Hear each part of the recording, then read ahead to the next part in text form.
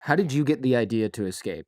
Was it I just you were hungry, right? I was hungry, and then if you see North Korea at night from the satellite picture, it's like the darkest place in the world. It got no electricity. So in the border town, I was looking at Chinese side, and they had the lights coming out, and they had a high road, like ways where cars going by. So we also had rumors in North Korea saying that China dogs eat rice. Like so, Kim Il Sung promised us that I'm gonna make sure that my people are gonna eat white rice with the meat stew. A meat stew, okay. Yeah, so all North Korean wanted all their life and dying for the revolution was eat the white rice and the meat stew. It wasn't like we want to get private jet, Right, yeah. like The bar's pretty low, right? very very low, right? Any country in like some southern East Asia, they can feed all these people chicken and like rice. That's like nothing, and that's what we promised. And that's the communists cannot achieve that dream at all. They're so poor. So the in North Korea, so we heard that like dogs eat white rice in China, and I thought like the most bizarre thing I've ever heard. How on earth there's a place that dog eats rice, right? Right. Like, how can that be? How can that be? It's like almost like somebody telling you, "Oh, there aliens came and took you, and then they come visit you every night." Like that kind of a most absurd thing you hear. Right. Like, Mhm. why would you feed a dog rice? It just doesn't compute. Yeah, no, I mean in North Korea, dogs eat poop. Literally, that's how they survive. Yeah, and then people try and steal it from them to get their poop Yeah, quota, as you exactly. mentioned. That's Yeah. oh my gosh. So you're hungry and you just say, "Hey, look, if they've got electricity and cars, they probably have food," Yeah. right? That's what I thought. And I guessed maybe there's a food, but it's like I was watching this documentary the other day about like 9/11. There were people were jumping out of that building. Exactly that situation. I don't know if I jump out, there is a life for me. But what can you do? The burning is burning. I mean, Right. burning, like you have no way out. So you gotta jump and see what happens. That's And how North Koreans do it. that's how you felt. Just Of course, I might it's die doing this, but I'm definitely gonna die hungry here. So yeah, I mean, there's like no chance of me surviving in that country if I didn't escape. So why don't I just jump and see what happens? wow. And so how did you hatch the plan? I had an older sister. Who I was 13 and I had a sister who was 16 in 2007. She escaped first, few days before me, and she left me a note saying, "Go find this lady. She's gonna help you."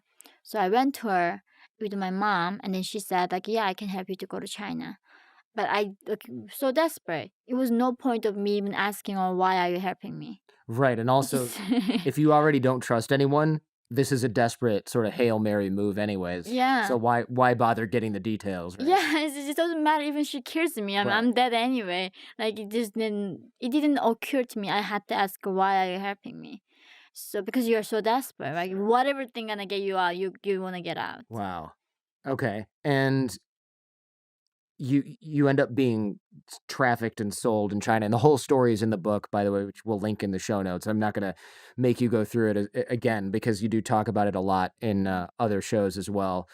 But this situation is, by all accounts, horrifying and harrowing, and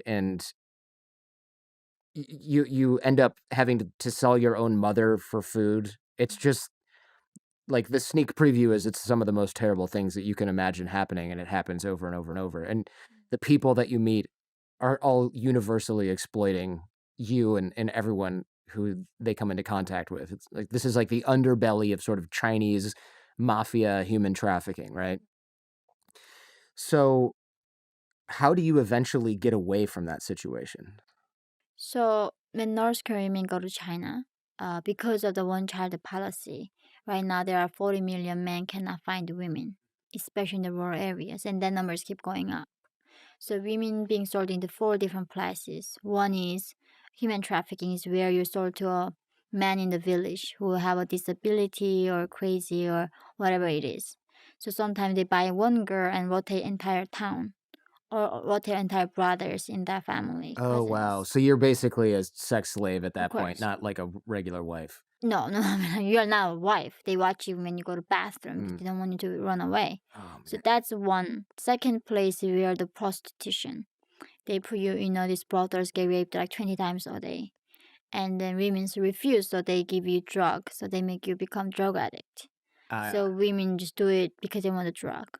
So you have get Mm. raped 20, 30 times a day in these like brothels. Third is where you go to organ harvesting. mhm. No, China is the biggest exporter of organs. Yeah, I did a whole show about this. Yeah, so Mhm. they also use North Koreans, just kill them and take the organs out. The last place is a chat room, where these brokers put in a setting in this facility where they lock the door and putting these girls in front of the cam, and the customers are South Koreans, and then show their body sex cam. Mhm. So among the four, what would you choose?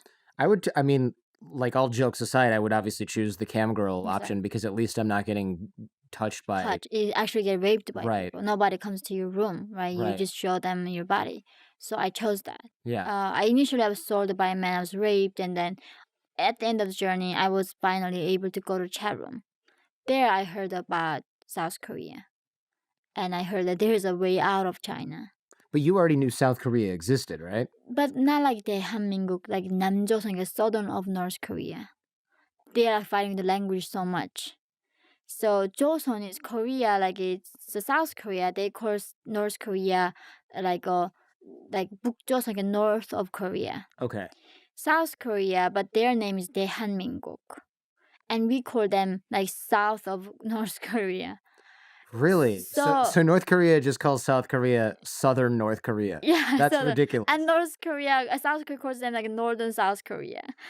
Oh gosh, this So is like the language difference was yeah. huge, and then I did not know that I was a North Korean. They said that in North Korea told me I'm a 조선 사람. Did you hear the 조선?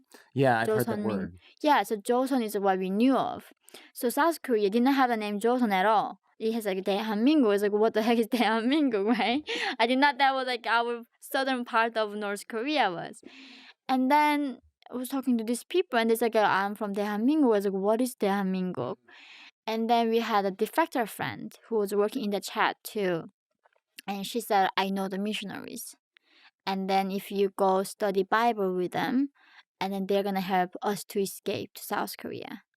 So that's that was by then I was 15 years old. 15. Yeah. So I And was there in 2 years in China. 2 years. Hmm.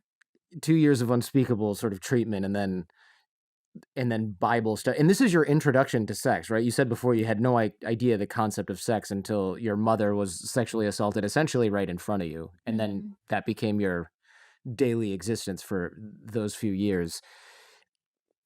So you're doing this Bible study with the missionaries, and then how do they prepare you to escape? Like, what's their plan? Pray and fasting. Pray and fast. Did you tell them you already spent your life fasting and it didn't help? Yeah. No, Good God. a lot of fasting and praying and memorizing the Bible verses. So there's no practical training for like, here's how you're going to escape. It's just No, they like, don't give you physical training. They don't give you gear. They don't give you the right clothing. It's you need a miracle to do it, which is because you are gonna go across the Gobi Desert into Mongolia from China in the -40 degrees.